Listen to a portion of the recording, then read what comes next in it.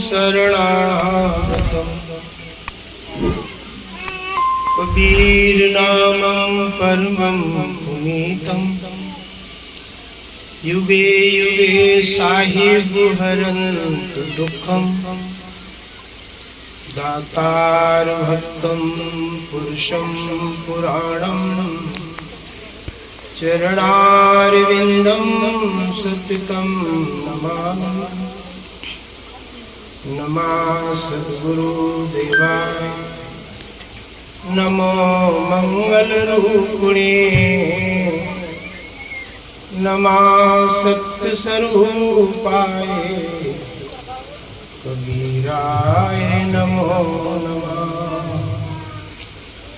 नमो नमो गुरुदेव को नमो कबीर कृपाय नमो संत शरणागति सकल पाप में छा।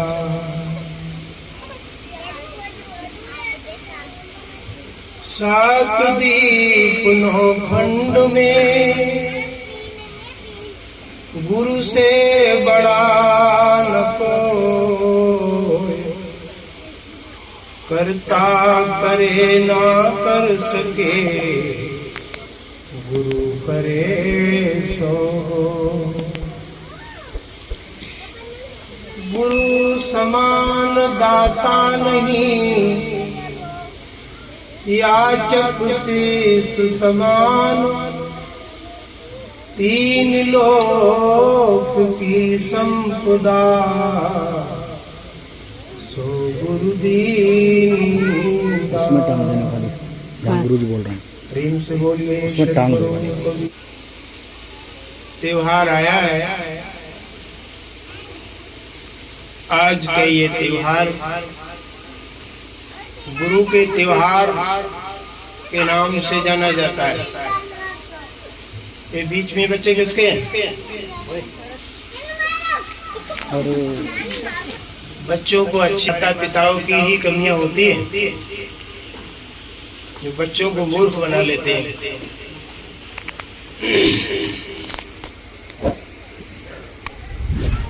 साहिब के मार्ग में आने के बाद हमको ज्ञान से भरपूर होना चाहिए सब तरफ से। तो ये ज्ञान का ही त्योहार है जिसको गुरु त्योहार कहते हैं। आज कौन सी पूर्णिमा है? गुरु पूर्णिमा। गुरु पूर्णिमा है, इसलिए ये 12 पूर्णिमाओं में से ये एक ऐसी पूर्णिमा आती है जो गुरु पूर्णिमा कहलाती है। तो जो गुरु को मानने वाले होते हैं वो इस त्योहार को दूर दूर से आकर के अपने गुरु के चरणों में संत के पास में आकर ये त्योहार मनाते हैं। ये कौन सा त्योहार है? ये गुरु त्योहार है। और ऐसे गुरु त्योहार को मनाने के लिए कितनी दूर दूर से ये यहाँ पितुपुरा की धरती में लोग आए, भक्त आए हैं। तो ये जो कितने कबीर साहिब को मानने वाले बनारस गए थे पिछली पूर्णमासी में, जहाँ कबीर साहब आए हैं। तो ये दूसरी पूर्णिमा आई, ये गुरु पूर्णिमा कहलाई, क्योंकि कबीर साहब ने जब से दुनिया में ज्येष्ठ की पूर्णमासी से आए और दूसरी पूर्णिमा आई तो वो पूर्णिमा जब मनाई गई तो गुरु पूर्णिमा के नाम से मनाई गई। क्यों? कि ज्येष्ठ की पूर्णिमा से आषाढ़ की पूर्णिमा साहब ने ज्ञान दिया। क्या दिया? ज्ञान दिया। कबीर साहब ने 1 महीना पूरा हो गया और आषाढ़ की पूर्णमासी आई तो वो पूर्णमासी गुरु पूर्णमासी कही गई। इसलिए 12 पूर्णमासियों में से गुरु पूर्णमासी आषाढ़ हिंदी महीनों की ये मनाई जाती है। इसलिए जिसका कोई गुरु हो वो गुरु की शरण चरण में आकर ये त्योहार मनावे, ये गुरु त्योहार कहलाता है। इसलिए ये ज्ञान से भरपूर होता है। तो कहा गुरु समान दाता नहीं याचक शिष्य समान, तीन लोक की संपत्ति गुरु देता है दान। कौन देता है? गुरु देता है। तीन लोक की संपदा दे देता है।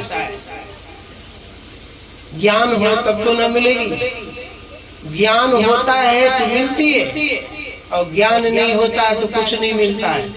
और पढ़ाई भी ना हो तो सर्विस भी नहीं मिलती है। मिलती है? अच्छी पढ़ाई ना हो तो सर्विस भी नहीं मिलती है। तो सर्विस किसी को मिल जाती है तो उसका जीवन सुंदर हो जाता है।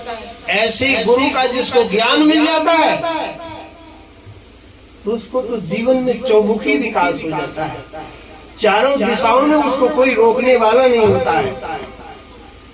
उसकी चारों दिशाएं खुल जाती है कि गुरु का ज्ञान। इसलिए कबीर साहब ने धरती में आकर गुरु की परंपरा को चलाया कि गुरु से बड़ा कोई नहीं है। गुरु की परंपरा चलती थी लेकिन छुप गई थी। क्या हो गई थी? चलती थी लेकिन धीरे धीरे स्लो हो गई थी, रुकने जा रही थी। कबीर साहब ने इसको तेज कर दिया। भक्ति द्रवण उपजी, लाए रामानंद, प्रकट करी कबीर साहिब ने, 7 दीप 9 खंड। कितने? कबीर साहब ने पूरी दुनिया में ज्ञान बांटा। और बीज किसके पास था? रामानंद जी के पास। क्या था?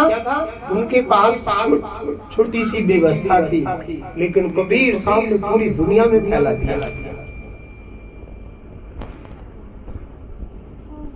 भक्ति द्रवण उपजी, कौन से प्रांत में? द्रवण में ये उपजी। और वहां से कौन लाए? रामानंद पंडित जी। और रामानंद पंडित जी उसको रख के बैठ गए। जैसे कोई पंतनगर का बीज लावे और कुठिया में रख दे और खेत में न बोए, क्या होगा? जमेगा? बीज तो है लेकिन खेत में जमा नहीं रहा है। पंडित जी लाए द्रवण से भक्ति लेकिन जमा नहीं पाए। कबीर साहब ने जमाना तो अलग, पूरी दुनिया में उसकी बेल फैला दी। कबीर साहब ने पूरी दुनिया में बेल फैलाई। गाय की भक्ति की बेल फैलाई। उस ज्ञान की बेल को लेकर के हम भी उसमें सब जुड़े हैं। इसलिए कबीर साहब कहते हैं, धर्मदास जी साहिब से कहते हैं, सदगुरु आपने ऐसा दान दिया है, इससे बड़ा कोई दान संसार में नहीं है।